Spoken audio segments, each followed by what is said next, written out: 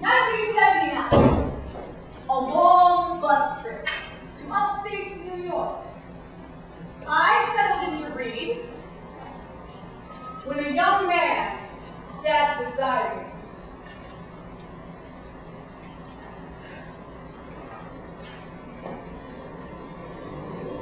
What are you reading? He asked.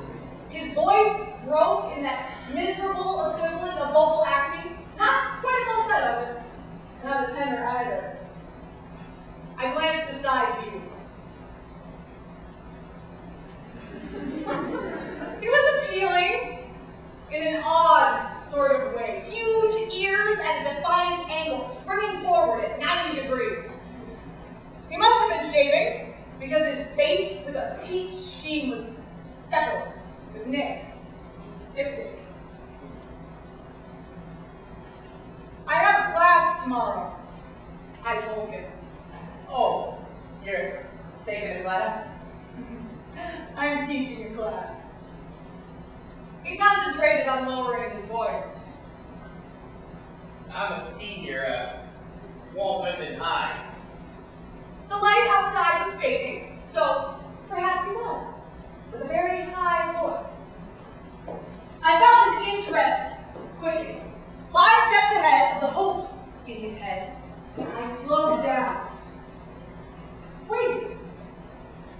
Pretended surprise.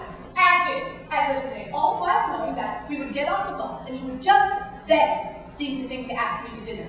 He would chivalrously insist on walking me home and would continue to converse in the street until I casually invited him up to my room. And we were only in the second moment of the conversation. I could see the entire evening before us. And dramaturgically speaking, after a comical and slightly faltering first act, there was the very briefest of intermissions, followed by an extremely capable and forceful and sustained second act. And after the second act climax, and the gentle denouement,